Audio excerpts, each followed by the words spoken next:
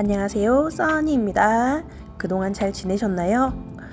이번 주는 비가 이렇게 많이 오네요. 다음 주는 날씨가 좋다는데. 어쨌든 저는 이번 주에 있었던 일을 잠시 이야기해 보려고 합니다. 다음 전시를 준비하느라 좀 바빴어요. 이번 주 토요일 날 전시 오프닝이 있거든요. 그래서 전시 설치하고 리스트 만들고 홍보물 보내고 갤러리가 하는 일 열심히 하고 또 집안에서는 풀도 키우고 이것저것 취미생활도 하면서 잘 있었습니다. 저는. 새로운 전시를 준비하는 일주일 정도는 보통은 약속을 잡지 않고 갤러리에서 혼자 고민을 많이 합니다. 작품을 보면서 이게 어떻게 좋고 저게 어떻게 좋고 어떻게 디스플레이를 해야지 더 이게 이야기가 될까 이런 고민을 하면서 정말 제가 가장 좋아하는 일주일의 시간을 보내고 있습니다. 이번 주 토요일부터 전시할 제프리 멜작의 전시인데요. 작품은 걸었고 이제 다른 것들을 막 준비하고 있죠. 그리고 월요일에는 제가 쉬는 날이잖아요. 원래 갤러리가. 그래서 아티스트인 서원주 작가님이랑 같이 점심을 먹었거든요. 그래서 작가님 집에 간 김에 작가님 작업이랑 작가님 스튜디오를 조금 찍어 왔어요. 여러분에게 보여드리려고요. 서원주 작가님은 패브릭 아트를 하시는 분인데요. 보통 보자기 작가로 많이 알려져 있는데 보자기만 하는 건 아니니까 여러분이 한번 보시고 다음번 전시 있으면 꼭 찾아가서 보시길 바랍니다. 짜란! 작가님 앞마당에 있는 꽃인데요. 드디어 꽃이 피려고 막 몽글몽글 졌더라고요. 한 송이 예쁘게 폈던데 제가 사진 찍은 거에는 이렇게 다 핀 것이 안 보이네요. 서원주 작가님은 홍익대학교 회화과 출신이시고요. 지금은 한 50대 중반 정도 되신 여성 작가님이세요. 이 작가님은 한국에서는 크라운 제거 아시죠? 조립퐁 그거 디자이너로 일을 하시다가 이제 미국으로 이제 공부를 할 겸 넘어와서 살게 되었는데요. 바로 여기 보이시는 게 작가님 거실이고요. 저렇게 보자기 작업하신 거 보이세요? 너무 이쁘죠? 그리고 작가님이 플랜트도 좋아해서 플랜트도 많이 키우고 계시더라고요. 뉴욕에 오신 뒤로는 패션 쪽에서 디자이너로 일을 했다라고 합니다. 패브릭 디자인을 했던 것 같아요. 그래서 일을 하다가 공부도 하시고 하다가 남편분을 만나서 결혼도 하시고 그 다음에 작업 생활도 열심히 하시고 계신 작가님입니다. 저는 개인적으로 작가님의 이 작품 너무 좋아하거든요. 지금 보이시죠? 그 보자기 작품인데 컬러가 되게 다르잖아요. 이게 연한 패턴으로 저는 그런 게 너무 좋더라고요. 작은 보자기 작업만 하는 게 아니라 큰 설치 작업도 많이 하시거든요. 저기 왕센터라고 그 스토니브룩 대학교에 있는 미술관이 있습니다. 거기 가면은 크게 설치 작품이 되어 있었는데요. 그런 큰 설치 작품을 어떻게 하는지 이제 볼 수 있는 스튜디오였습니다. 크지 않지만 잘 정돈된 작업실이어가지고 작가님이 드로잉도 하시고 샘플도 만들어 보시고 여러 가지 작업을 하시고 계시더라고요. 작가랑 갤러리스트다 보니까 저희는 만나서 이렇게 작업을 하면 어떨까? 저런 건 방향이 어떨까요? 서로 그런 이야기를 많이 하거든요. 식사하면서 저희가 작가님의 고민도 이야기를 해주시고 저는 제 생각에는 이런 방향이 더 나을 것 같아요. 같이 조언도 하고 이러면서 즐거운 시간을 가졌습니다.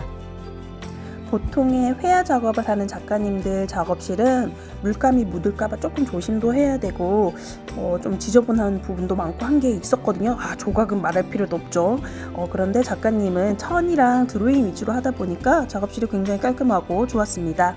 지금 보이시는 저 작품 너무 이쁘지 않아요? 오른쪽에 있는 거 논과 밭을 연상시키더라고요. 그래서 저는 작가님 저기 어느 우리 시골 같아요 이랬더니 그렇게 보이세요 이러면서 다행이라고 그것도 생각하셨다라고 이야기를 하더라고요. 작가님이 처음에 작업을 시작하셨을 때 저희 맨하탄에 있던 아트모라 레지던시 프로그램을 하셨었거든요. 그때 조금씩 조각보를 하셨는데요. 한 10여 년이 지나고 나서는 지금은 조각에서 회화로 넘어가는 과정이 있는 것 같습니다. 단순한 한 겹의 조각보가 아닌 여러 레이어가 있는 조각보를 만들기도 하셨고요. 그걸 조금 더 스트럭처를 만들어서 조각처럼 만들어서 이렇게 조금 더 3디멘셔널하게 만들기도 하셨고요. 거기다가 다른 걸 좀 더 애드해서 좀 추가를 해서 다른 머테리얼을 첨가를 해서 작품을 하기도 하셨거든요. 이렇게 실험적으로 컬러를 바꿔보기도 하고 다른 재료를 섞어서 사용해 보기도 하고요. 이런 작업을 할 수 있는 책상이 크게 2개가 있더라고요. 그래서 그 중에 하나의 모습입니다. 그리고 작가님이랑 저희는 같은 종 퍼그라는 강아지를 키웠기 때문에 저는 키우고 있고요, 아직도. 그래서 저희는 공통점이 있습니다. 그래서 이해해요. 작가님 집에 가면 온 세상이 퍼그예요. 그리고 지금 보이시는 이 작품은 새롭게 설치 작업을 하려고 시도하고 있는 작품입니다. 작가님이 드로잉으로 먼저 많은 작업을 하시고 나서 그거를 이제 천으로 옮겨서 바느질을 통해서 이렇게 설치 작품을 만드는 건데요. 작은 조각 작품도 있고 큰 설치 작품도 있습니다. 어쨌든 작가님은 그냥 보자기 작가가 아닌 하나의 회화를 이렇게 설치 미술로 만들어내는 작가가 되고자 굉장히 노력을 하고 계셨습니다. 왜 보통 작가들이 어떤 걸로 시그니처 작품이라고 하죠? 알려지기 시작하면 평생 그것만 하는 분들이 많잖아요. 아마도 지금도 작고하신 분도 있고 열심히 활동하시는 분도 있긴 하지만 뭐 물방울만 그리는 분도 있고 벽돌만 그리는 분도 있고 사과만 그리는 분들도 있고 그래서 다른 거를 잘 못하세요. 하지만 제 생각에는 작가라고 하면 다른 것도 시도를 하시고 조금 세간에 욕을 먹을 수 있죠. 하지 않던 걸 하면. 그러나 새로운 걸 노력하고 시도하는 것이 그런 작가의 실험 정신이 아닐까라고 생각을 합니다. 당대에서는 인정을 받지 못해도 시간이 많이 지나고 나서는 그때 그런 실험 정신이 굉장히 의미가 있었다라고 하는 게 바로 우리 지금 한국 현대미술 1960년대, 70년대, 80년대 실험 미술들에 대해서 리뷰가 되는 것이랑 똑같은 이야기 아닐까요? 이런 거와 일맥상통하게 서원주 작가님은 지속적으로 그 보자기를 벗어나기 위해서 새로운 걸 조금 더 해보기 위해서 다양한 시도를 하고 계셨습니다. 지금 발표는 하지 않으셨지만 다양한 실험들을 하는 거를 제가 보아서 굉장히 기대하고 다음 전시엔 또 어떤 게 나올까 하면서 아주 기대 부풀 수밖에 없는 작품들을 보았습니다. 저는 개인적으로 무당이랑 예술가는 같은 것이 있다라고 이야기를 합니다. 왜냐하면 무당들은 신을 받지 않으면 몸이 아프다라고 하잖아요. 예술가도 마찬가지예요. 작품을 하지 못하면요 몸이 아프고 좀이 쑤시고 힘듭니다. 그래서 자기가 먹고 사는 게 생계가 힘들어도 아니면 이 예술 작업을 하는 과정이 힘들어도 이걸 할 수밖에 없는 거예요. 그래서 필연적으로 할 수밖에 없는 이들의 삶이 어쩌면은 그런 무당의 삶과 비슷하지 않을까라는 생각을 합니다.